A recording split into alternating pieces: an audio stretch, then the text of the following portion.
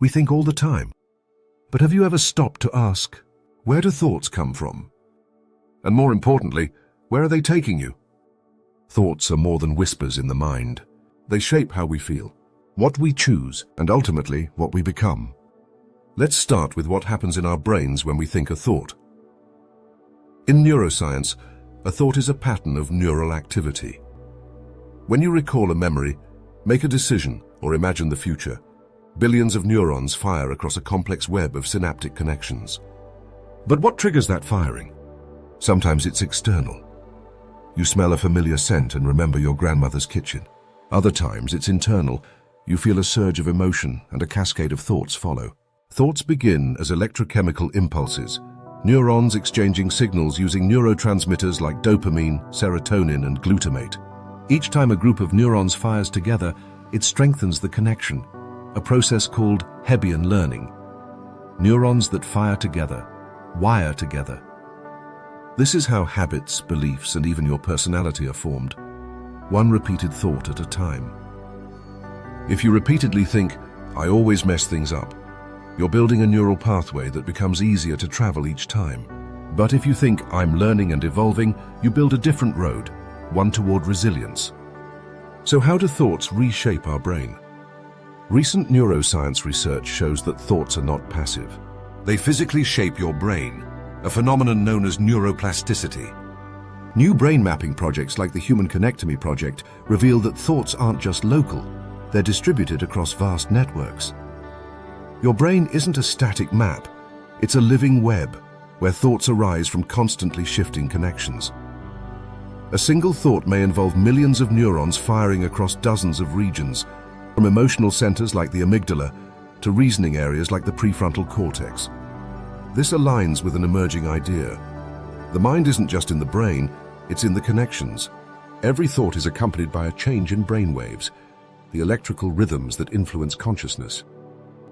For example, beta waves are associated with active thinking and problem solving. Alpha waves arise during calm focus and creative flow. Theta and delta waves occur during deep meditation and sleep, when subconscious or non-verbal thoughts may arise. Some researchers suggest that altering brainwave states through meditation, music, or neurofeedback can change the kinds of thoughts we access. Another one of the most important discoveries in neuroscience is the default mode network, DMN, a group of brain regions that becomes active when we're not focused on the outside world. The DMN is linked to daydreaming, self-reflection, internal dialogue, thinking about the past or future. In other words, a huge portion of our thoughts happen when we're not trying to think at all. The DMN may be the neurological foundation of the narrative self, the sense of identity we form through thought. But studies also show that overactivation of the DMN is associated with rumination, anxiety, and depression. Too much thinking, especially about ourselves, can become a trap. In a 2023 study from Stanford, participants who engaged in daily positive reflection showed measurable increases in gray matter density in the prefrontal cortex, the part of the brain responsible for planning, willpower, and emotional regulation. In another study, researchers used fMRI scans to observe brain activity during negative self-talk. They found increased activity in the amygdala, the brain's fear center. The more negative the thoughts, the more stress hormones like cortisol were released into the body. In contrast, positive affirmations activated reward centers and created patterns of resilience. Thoughts don't just pass through you, they rewire you. Not all thoughts are created equal, however. Let's break down 5 major types of thoughts we experience daily. 1. Reactive thoughts. These arise instantly, triggered by external events. Someone cuts you off in traffic, you think, what an idiot. They're fast, often emotional, and usually habitual. 2. Deliberate thoughts. Deliberate thoughts are intentional, such as, I'm going to focus on my goals today. These thoughts require energy and attention, but can shift your entire trajectory. They're tied to executive function and long-term planning. 3. Repetitive thoughts. These thoughts are loops, old stories playing over and over. For example, no one really understands me. They often come from past wounds and can form subconscious belief systems that shape your behavior without you noticing. 4. Creative and intuitive thoughts. These thoughts are often unexpected, like a light bulb moment, or quiet thoughts that seem to come from nowhere. It could be a poem, a solution, a sudden sense of clarity. They often arise when your mind is still, like during a walk in the shower or in meditation. 5. Intrusive thoughts. Possibly the most pesky of them all are intrusive thoughts, often unwanted, distressing, and sometimes shocking. They seem to appear against your will. These are normal, especially in anxious minds, but how you relate to them determines their impact. Another groundbreaking area is interoception, your brain's awareness of what's happening inside your body. Research shows that many thoughts are responses to internal signals. A racing heart might trigger anxious thoughts. Hunger might make you irritable or impulsive.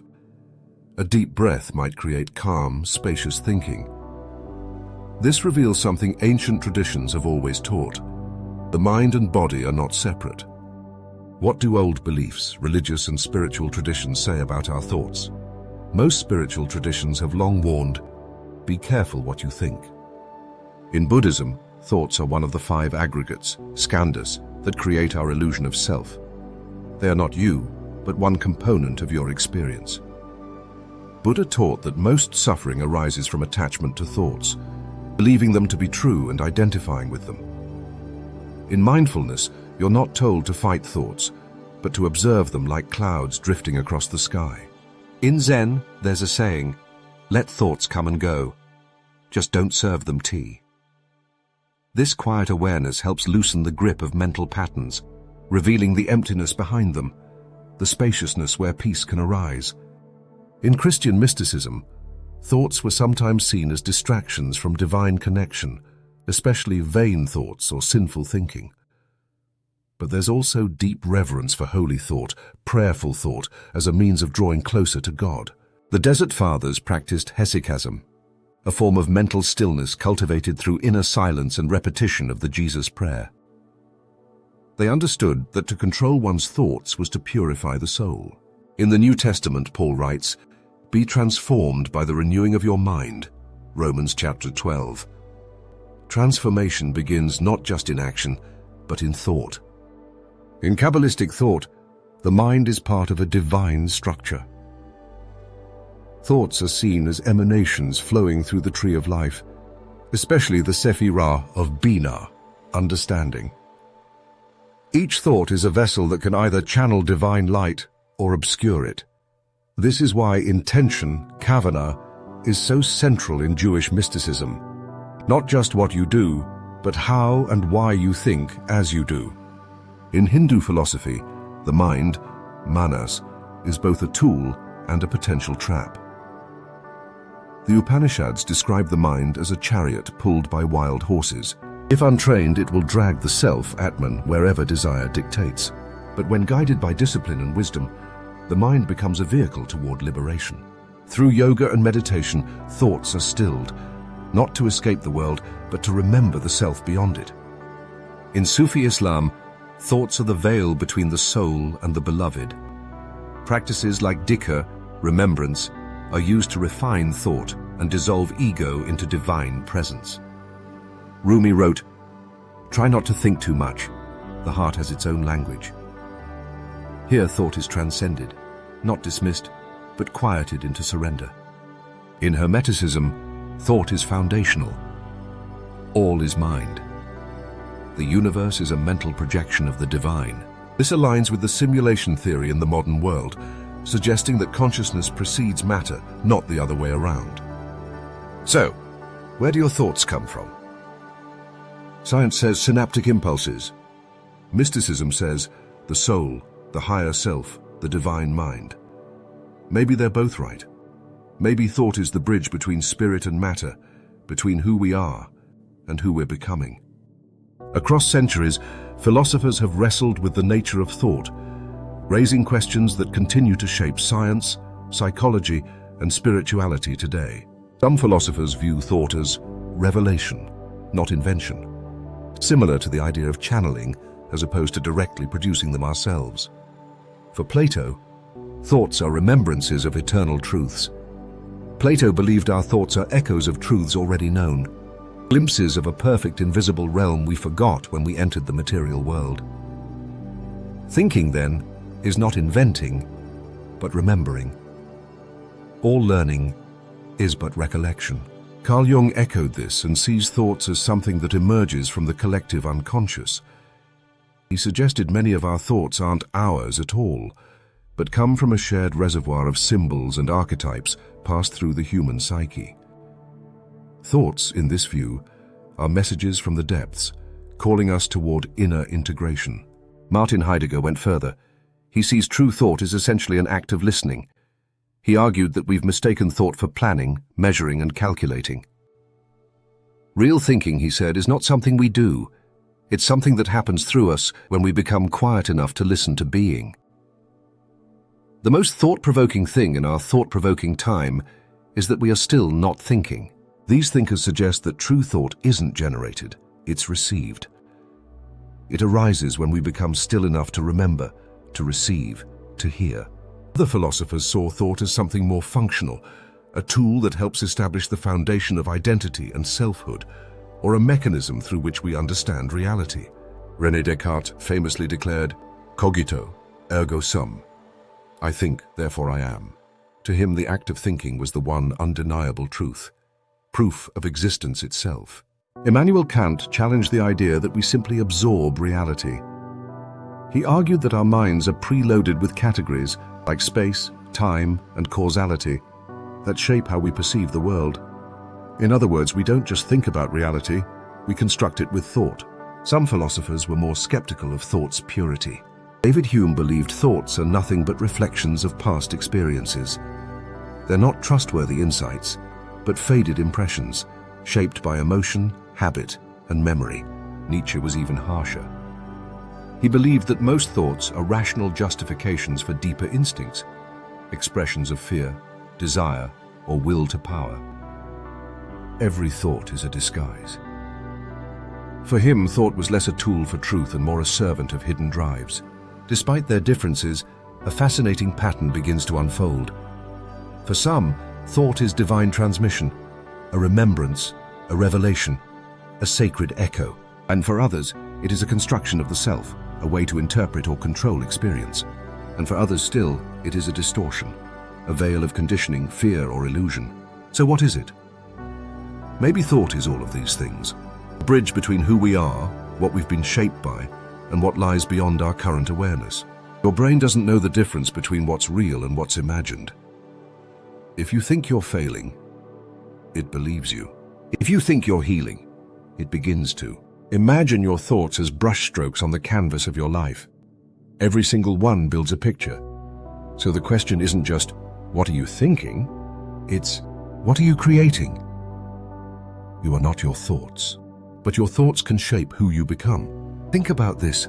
If you constantly think, I'm not good enough, you start to speak it. You act smaller. You withdraw from opportunity.